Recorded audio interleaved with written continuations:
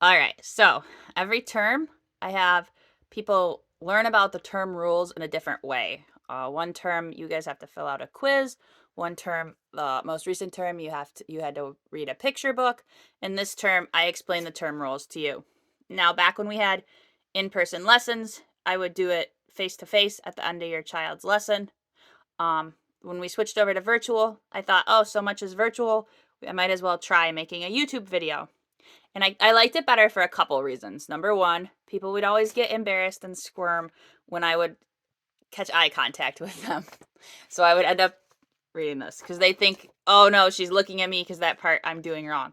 If you notice me looking pointedly at the video, it's something that everyone does wrong. So you shouldn't, not everyone, but a lot of people do wrong. So you shouldn't squirm or feel uncomfortable if I pointedly look at the video when I'm talking about kids not listening to the CD enough. That's something a lot of people struggle with. So I like it better for that reason. Number two, I can make sure everyone's getting the same information. So when I was going through it in person, I would kind of rush. I'd sometimes skip stuff. Now I can take my time and go through it. That brings me to my third reason. I'm not wasting lesson time. Lesson time is precious. You're not paying me for this. You're doing this on your own time. The only reason I don't like it is I'm not guaranteed that you're getting the information. I can't watch your body language. I can't tell when you're not paying attention. I can't pause to make sure. So my tip here is make sure you're watching the whole video. It's really important that we're all on the same page for this.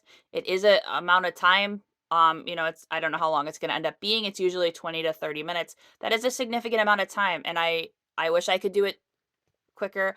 I wish there wasn't so much stuff we had to go over, but there is a lot of stuff we have to go over. And this video is especially important since 2024, the year I've been talking about in these letters and videos for so long, is coming up. There are going to be changes. And I really want to make sure that we're all on the same page so no one is surprised by these changes. So if that means you have to stop the video and go back to it later, if that means you're listening to it while you're driving somewhere, if that means you watch it in parts and sections, 5 minutes a day, whatever it takes to get through it. I really hope everybody does. People in the past have been pretty good. I can see the play count. I can tell most people have watched it. If it ever starts to happen where I'm seeing a play count of like 4 or 5, or I really notice people aren't watching it because they're asking me the same questions I went over in the video, I will go back to doing it during lesson time. And that'll kind of stink because for all the reasons I mentioned earlier.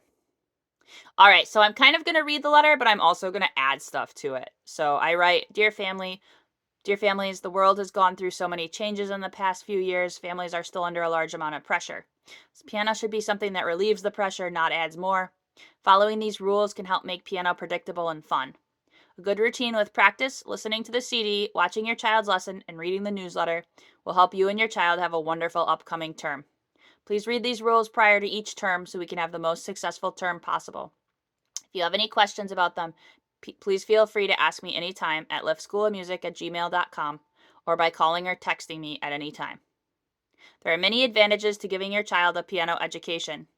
Piano has been shown to improve spelling, reading, and math scores, increase brain activity, and Suzuki Piano has been specifically shown to increase auditory processing. Additionally, piano is something your child will be able to do throughout their entire lifetime. I'm really just glossing over hundreds of thousands of wonderfully done, peer-reviewed research studies.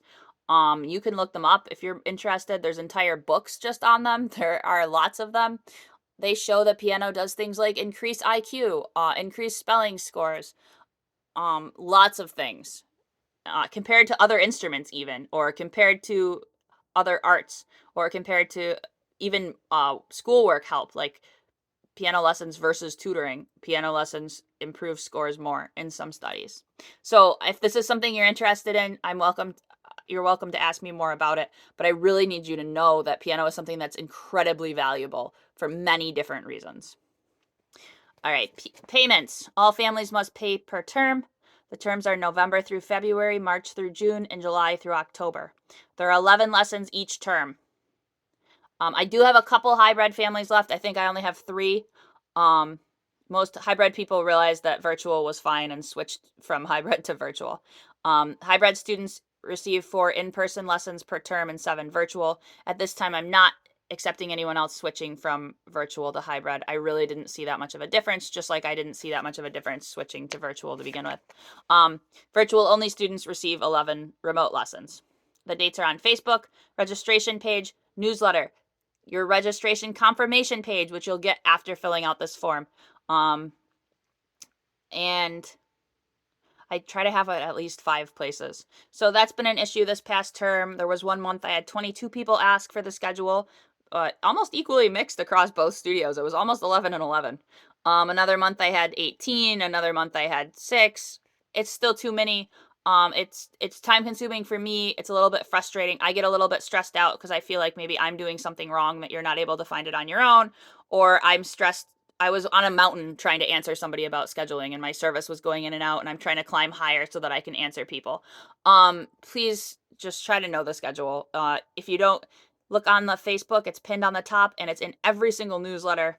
It's on the letter you'll get. It's on this page here. Just make sure you know it. Write it down multiple places. It'll make my life easier. I will be so much less stressed out. I know it doesn't seem like a big deal because you're thinking, well, it's just a question, I'm just asking. But it is stressful for me because I'm worried, I won't answer you before the lesson happens. Even if there are lessons and somebody's texting me, I'm trying to text them back between a student's lesson. It's just a lot. So just make sure you know where it is, and you know how to find it. That being said, if you do need to ask, don't feel too guilty that you're just not asking. Like, don't hear this and think, I can never ask. No, just try your best, and if you can't, then feel free to ask. The same behavior you want to model to your child. Think about it that way. All right, tuition is due on or before the first lesson of the term. There is a $25 late fee for tuition paid after the due date. So if you pay it after your first scheduled lesson of the term, whether you miss that lesson or not, you need to pay the $25 fee. That fee probably is going to be going up in 2024. That's going to be one of the changes. For Book 1 students, the cost is $270 hybrid, $240 remote for a half-hour lesson. For students in Book 2 and 3, the lessons are $344 hybrid or $307.50 remote. That's for a 45-minute lesson. For students in Book 4 and 5, the cost is $418 hybrid or $375 remote. That's for an hour lesson.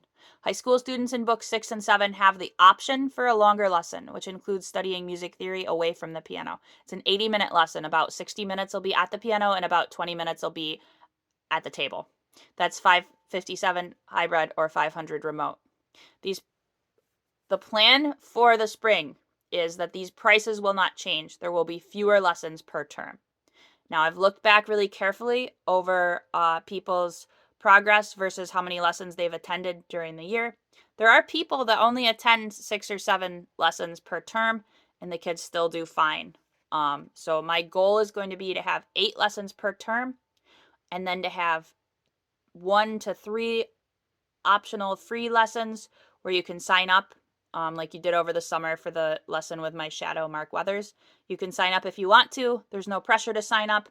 Each of these lessons will have a theme. Maybe it'll be music theory or focusing on practice, and it'll be kind of an extra lesson. These are, again, they're going to be completely optional. So people who are really interested and engaged will have about the same number of lessons as they have now. But people will still, they'll be, the baseline will be 8 lessons per term. Oh, I interrupted that at a weird spot. Students ages 1 to 2 may take a 7-minute lesson for $67.50 hybrid or $60 remote. Students ages 2 to 5 may take a 14-minute lesson at $135 hybrid or $120 remote. Young students, I leave this up to the parent and I to decide what works best, may take a 21-minute lesson at $202.50 hybrid or $180 remote. Young students, sometimes a 6 or 7-year-old might need a 21-minute lesson versus a 30, and that's okay. The only time it gets stressful for me is when your child really needs a longer lesson and you, for whatever reason, can't do a longer lesson. That's a little stressful for me because I'm constantly pressured to, okay, hurry up and do the next thing. And it makes me very stressed out. And I feel like the child doesn't get as good a lesson. That being said, I know sometimes it does happen for scheduling reasons and we can't get around that. Just be mindful that your child will do best if they have the lesson length that's recommended for them or the lesson length I feel is best for them. And if they don't, there's things we can do to work around that. I know some of the scheduling issues are on my end. Some of them are on people only have a few minutes every day where they're home. But yeah, your child will do best if they have the recommended lesson length.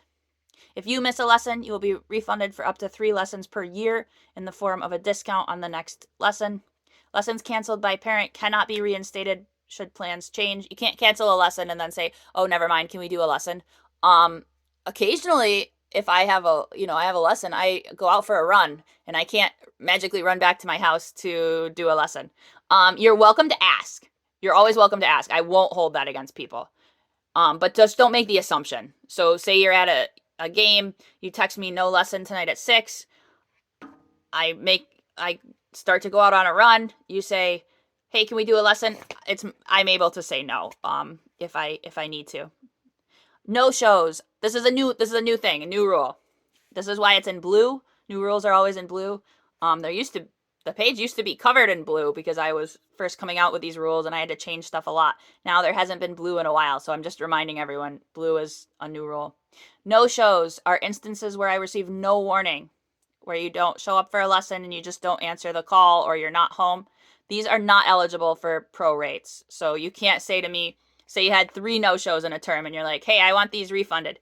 You can't do that because I was sitting and waiting for you, and that still uses up my time to sit and wait or try calling you on another number or texting you. So they're not eligible for discounts. All right. Paying per term allows your child to attend a number of free events in the studio each year. It's up to you to read the newsletter and contact me about the events your child is interested in. We offer classes, contests, workshops, recitals, competitions, sometimes camps.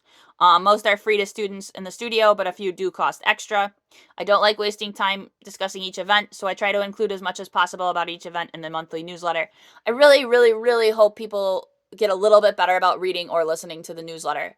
There's 2 ways to do it. You can read it or you can listen to it on a podcast. There's a lot of really valuable stuff in there. I just had a really, there's going to be a really cool article about apologizing to your child this month. There's going to be another article about why it's a compliment when I correct you during a lesson. There's a lot of really, really interesting articles. And there's also a lot of upcoming events that I don't talk about during lessons. I firstly forget. And secondly, I hate wasting lesson time talking about something that's already written out in the newsletter. So sometimes a parent is at the recital and they see a kid being handed trophies at the end and they're saying like, "Well, why didn't my kid get any of these?"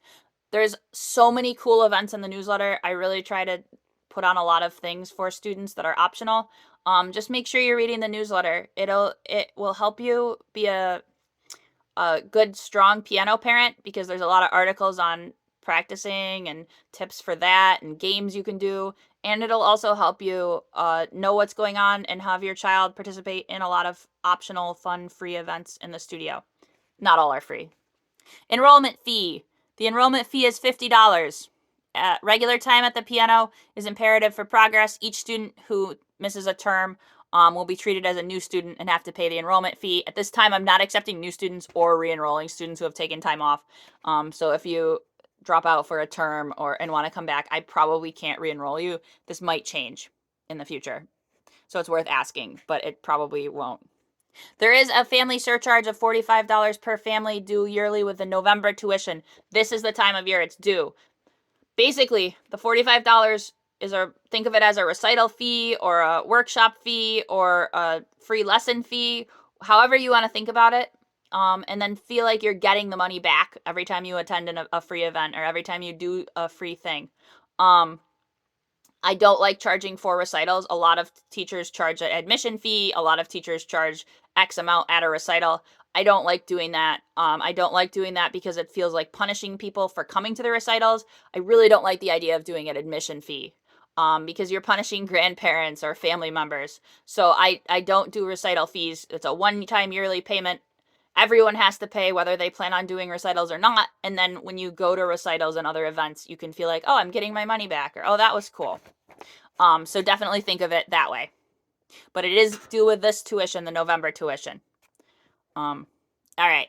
Lesson etiquette. Parents and guardians must attend all lessons with their child. Exceptions can be made in extreme circumstances. More on this below. Parents are welcome to take notes, videos, or other recordings in order to best help their child practice. So you're welcome to do whatever you want. Some students require parents to take notes. I think so, for some parents that is not going to help. So do what helps you the most. If taking notes on a paper helps, if writing stuff down on your phone helps, if taking videos helps, whatever works for you. That's why I don't require note taking. During the lesson, it is the parent's place to take notes or videos or ask questions directly to the teacher. So your communication should be mostly with me during the lesson.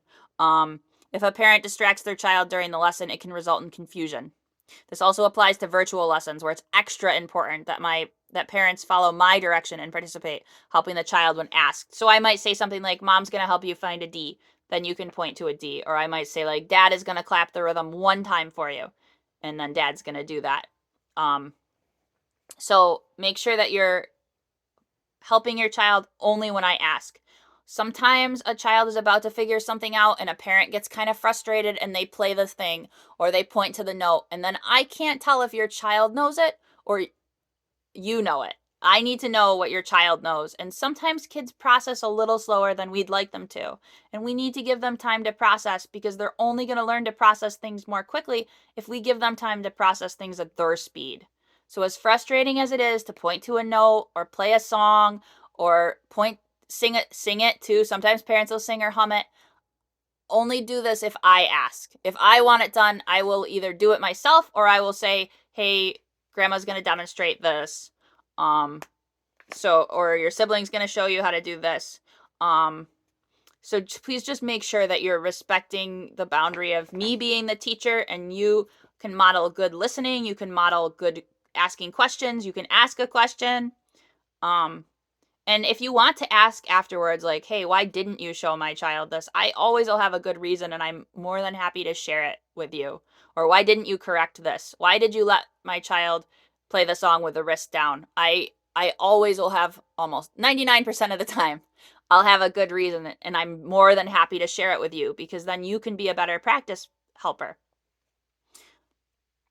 So it's my responsibility to teach you and your child, and your responsibility to encourage them to love piano. So you're totally welcome to say, oh, that was great, or oh, you should be so proud of yourself, or oh, that was such a fantastic job with your dynamics. You're totally welcome to say that kind of thing during lessons. Just try really hard to not demonstrate unless I ask, not point, not sing. Just try to let me be the teacher during the lesson. It's hard. All right, so a lot of times parents will say, oh, I can't watch the lesson. Can you just tell me what happened? I go over so many things during the lesson. Some of them are really subtle. Some of them are obvious. Some of them we spend a long time on. Some of them are just things I mention. For example, hey, could you try making that quieter next time? It's impossible for me to sum up a whole 30-minute or 45-minute or hour-long lesson in 10 to 15 seconds at the end of the lesson. So if a parent is absent from the child's lesson altogether, you're asked to let me know ahead of time and to provide me the information with the adult with them. This has been a little more difficult. Actually, no, it was difficult in person too. I lie. I've forgotten. This has always been something people have struggled with. They haven't been home, and then they haven't given me the contact information for the babysitter or grandparent. And when it was in person, now I'm remembering. The horrors. I couldn't text and say, hey, I'm running 5 minutes later. Hey, I'm stuck behind an accident. I'm going to be 20 minutes late. For virtual, I can't text and say, I sent the Zoom code 5 minutes ago. Are you guys signing on? Or FaceTime isn't working. Can we switch to WhatsApp? So I definitely need the contact information of the adult, and let me know how the child practiced during the week ahead of lesson. So if your child is with someone they're not used to being with, an aunt, a babysitter, a grandparent, they might be really excited and not have a great lesson. And it'll help me to know, hey, they practiced really well. This is just a struggle with a lesson, versus they didn't practice at all. You need to talk to them about practicing better, and they're not having a good lesson because they're excited to see grandma. So I need 2 things from you if you're not going to be there. 1, contact information, and 2, let me know how they practiced.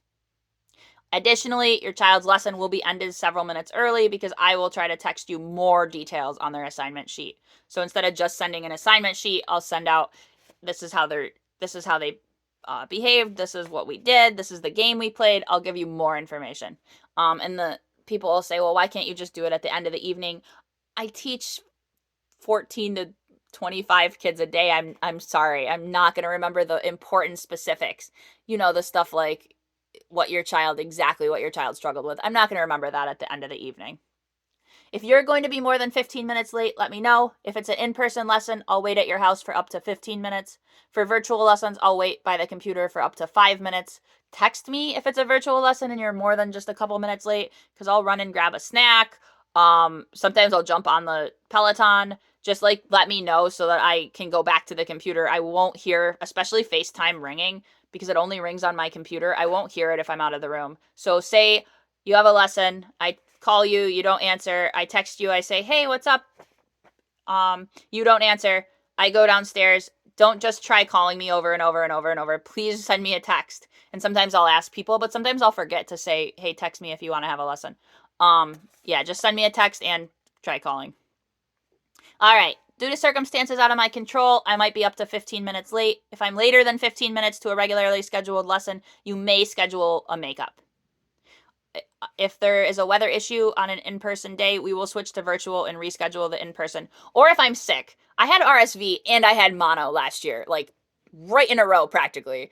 We rescheduled and canceled a lot of in-person lessons. Like honestly, it was a mess.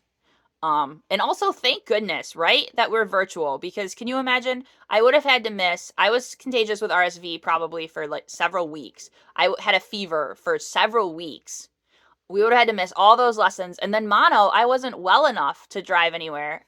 I could feel my organs swelling. No, not really. But it was pretty awful. I wouldn't have wanted to go anywhere. So that would have been 4 or 5 weeks of lessons that you guys missed if we were only in person. So there are a lot of advantages to virtual.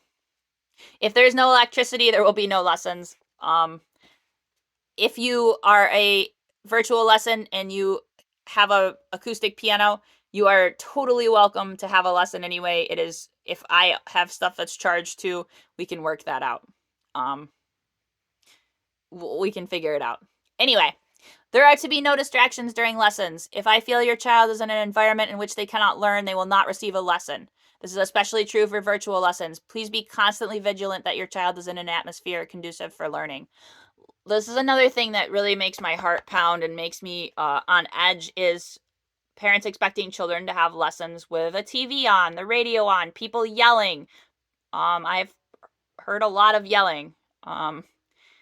Parents yelling at other siblings in the background, siblings yelling at parents yelling at each other. Your child isn't going to learn during that. Piano lights up the same part of the brain as learning a language. Imagine trying to learn Spanish, or imagine speaking a second language that you have just started learning and having people shouting in the background. It just doesn't work. So if I feel like your child is really, really, really, really, really unable to have a lesson, I'll have to end the lesson. It's just too stressful for me. It's too stressful for the child. Please be thinking about your children. Please be thinking about what you're asking them to do. You're asking them to do their best in a situation where they can't do their best. And that is really, really unfair for your child. So if you guys can do one thing this term, other than stop asking me about the schedule. No, for real though. If you can do one thing this term, please, please, please try to have really quiet environments for lessons. And if you can't, like say it's the 2 weeks before Thanksgiving and people came over really early, just cancel the lesson. Your child is going to benefit from you taking their piano environment seriously. And if you have to cancel, it's better to miss a lesson than have a kid really struggle. It's so hard. It's so hard. And a lot of times I'll hear parents say, oh, it's no big deal, or, oh, you need to learn to deal with this. This isn't something they need to learn to deal with. This is a serious, serious issue. And if you can't make your child's environment quiet, then you shouldn't have a lesson that day. And it's okay to miss once in a while.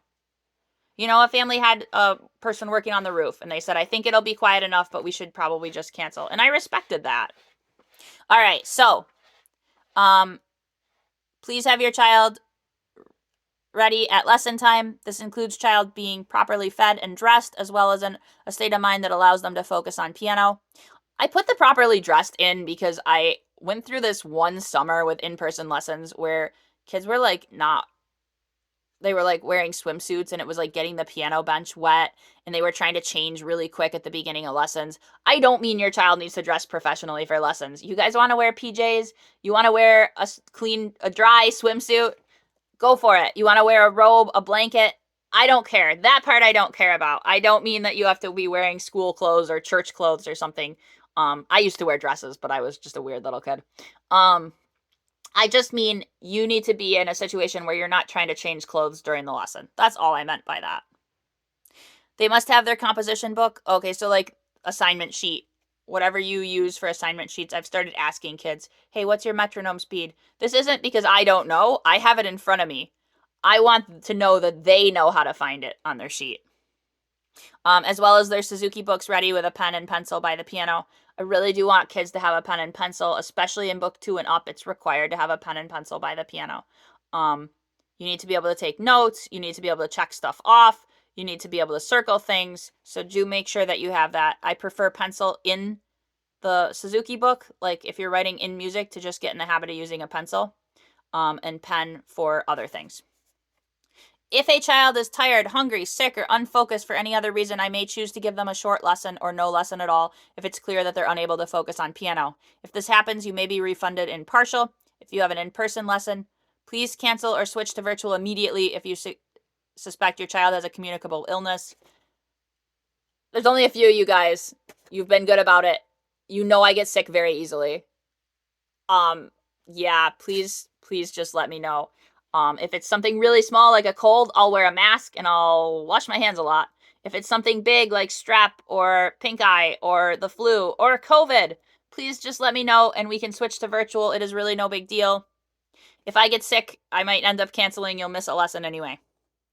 If your child is sick or unable to have lessons, it is up to the teacher to decide whether a sibling should use extra time. Constantly having extra lessons to use up a sibling's time can be physically tiring and discouraging. If it seems advantageous to both parties, I might play a theory game away from the piano during an unexpectedly long lesson. I added that a couple terms ago when I had a couple of kids, not just one person. I had a couple of families who were having one kid have a lesson that was over an hour long, and then they were surprised, like, oh, why is this kid not enjoying piano lately? Physically exhausting. We don't even have long lessons like that for teachers. It is physically exhausting. All right, so it's up to me and the parent to work out whether the sibling has a longer lesson or not.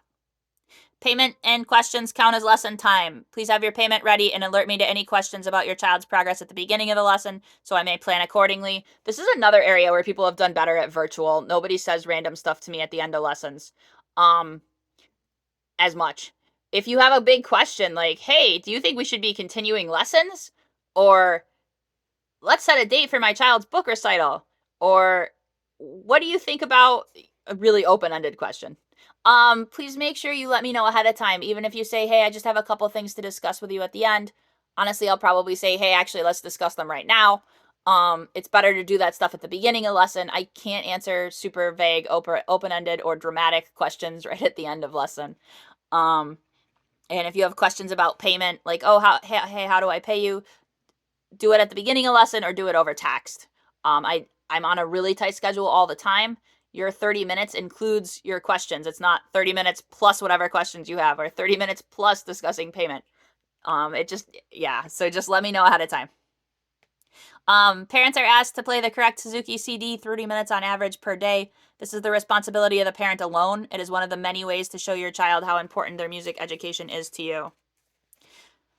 That's an important one. Please be listening to the CD. It really helps. It really, really does. I always say reading the newsletter is the most important. Listening to the CD is the second most. Watching lessons is third most. Practice is fourth most. Children need to be seated correctly with a footrest at a good acoustic piano. By 2024, I will require all students to have a good acoustic piano. Practice on a keyboard or a broken piano can be exceptionally frustrating for a child and will likely end in them feeling discouraged. Sitting incorrectly at the piano can be dangerous and can result in finger and hand damage. It's serious. Please make sure your child is seated correctly. Please make sure they have a footrest if they need one. 2024, you will need a good acoustic piano. I think this only affects maybe one or two families, and I think they've all discussed with me what to do. If you have questions, let me know. If you ever want to upgrade your piano, let me know. All right, at minimum, parent must sit with their child and practice with them their full assignment. This is 10 to 20 minutes in book 1 and more in book 2. 4 to 6 times per week. Students who are unable to practice alone but still try are only solidifying bad habits. Allowing your child to practice alone is often worse than no practice at all. Students 12 and older may practice alone, but to enjoy piano, regular attention and encouragement is needed. There's no substitute for interest and support from the parent and guardian. You have to practice your assignment. I've been doing this for 20 years. I've been doing this full time for 17. I'm really good at writing the assignments. I'm really good at writing just what needs to be done. I'm really good at knowing exactly what needs to be done. I don't put extras in there. I'm not trying to torture your child or you. I'm not trying to make them work extra. I'm trying to give you the least amount of work that will make the program work. And you have to practice to make the program work, and you have to practice what you're supposed to. There's nothing else is going to work as efficiently as practicing the assignment 4 to 6 times a week. It only should take 10 to 20 minutes. You do need a parent there. A child cannot follow that assignment on their own.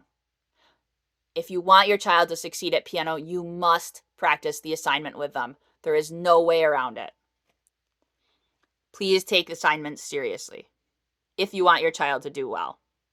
For students studying piano seriously, parents are expected to practice with their child 20 to 40 minutes a day, 6 to 7 times a week, and play the CD 2 to 3 hours a day, as well as bring their child to special events, both within the studio and the community. That last little bit is for high schoolers thinking about going into music, middle schoolers who really are serious about piano. It's just a guideline so that parents who have really serious students know what they should be doing. All right, I do want to make one addendum to the distractions during lesson time. I get that stuff happens. I was reminded of that when this little lady interrupted the video.